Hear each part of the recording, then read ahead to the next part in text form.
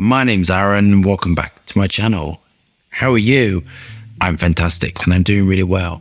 And today I'm reviewing Gisada, Switzerland Ambassador Men in colleges. This is an eau de parfum. It's £77 for 50ml. Ambassador Man is marketed as a high quality and luxurious fragrance for a man who appreciates classic and timeless scents. It is really refreshing when you get some marketing that's just very easy. Top notes: green mandarin, apple, cardamom, violets, high notes of lavender, black pepper, peony, patchouli, mango.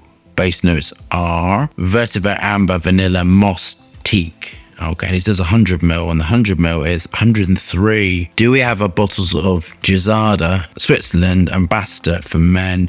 Are we engaged with the high self? Let's get testing. So I don't know anything about this house at all. Plastic or cap. Let's look at the atomizer. I kind of know what the atomizer is going to be like by looking at the head of it.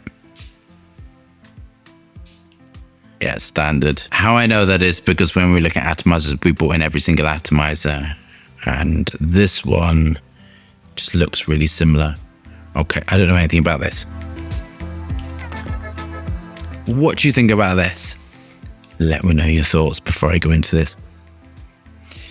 This to me fits into Bleu de Chanel, Sauvage, My Legend, both variations of it, all of that sort of stuff. I get filled with sort of like, when I smell it. I'm still going to be really fair because this smells like something I could create. So I kind of can just think about scaling it up and working on it for months and all the rest of it. So kind of it's just I've got that sort of thing going on in my head. But anyway, I should be professional. I wonder if this is popular. I'm really curious. Okay, so obviously ethyl maltol whipping through the base, isosuper, hedio, aroma chemicals, dihydromercenol, linalols, the acetates, bergamot, heliotropin, masculine, smells fresh, smells clean, aqueous notes. Kind of the ethyl maltol and the coumarin are kind of giving it that sort of toffee. So the mango note's quite prominent, and I don't know how I feel about that, but that's what's giving it this sort of special quality within this. When making a man's fragrance, you have to use notes which you would think of as feminine. Otherwise you don't get balance.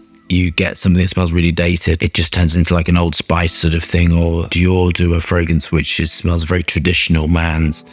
And without the magnolian, these sort of like white floral notes, you don't get softness, smoothness, cleanness, because you need to in a man's formula.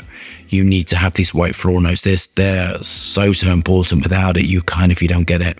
It's got like a spikiness to it. So this has been really, really well created. So somebody who's really knows their stuff when they are formulating it. It's got some amber notes in it, some wood amber notes to give you that sort of powerful projection. Lovely and radiant of my skin. Choice of musk is really nice as well. It's giving you metallic, harsh, dry, radiant. And that is Hannibalite. And Hannibalite, I was thinking of Hannibal Lecter. Hannibalite is green actually. So it's a pale green color. It flows, it has the viscosity, not quite of water, but I would say of like an oil. Like I'd say it's the viscosity of, which is the thickness and flow of like car oil, thin car oil. I think that's what it sort of looks like in sort of pale green. Smells of metallic apples and a ceramic iron, but it smells quite masculine. And it's indispensable in men's perfumery and indispensable in creating sort of fruit accords as well. On to my final thoughts. I kind of really like this, but I don't like that one note. I feel a bit like, oof, about that. I like the geranium note as well. And I kind of, if I'm honest with you, I think it's there's a geranium note in it, which is throwing me slightly, that sort of slightly sweetened geranium is kind of throwing me a little bit, to be honest with you. The price is exceptional. The price is exceptional. I hate the plastic cap. It doesn't smell very youthful. It smells very serious. This could be worn all seasons, all occasions, 30 plus, I think. Or if you're going into your first job, I think it's a really serious fragrance. The aqueous notes have been done really well. I think it's been done really, really well. I think it's great value for money, but I just don't like that overly sweetened, woody geranium note. Oh, it's the violet I don't like. I don't like violeted fragrances. That sort of undercover now sort of note I just really don't like. That is really personal. Violet leaf, not really for me. I kind of think if it wouldn't be the fragrance, then if it was the violet leaf removed, I would like it, but you know, I don't really like that to it. But I think it's an exceptional fragrance. I think it's a easy to reach fragrance. I think it's something which you would, if you are just after something which no one's really got but smells really familiar, the price is really exceptional, I think this is the fragrance for you. Beautiful radiance, beautiful metallic radiance, which I think is lovely. I think the work is really good. It smells incredibly well blended.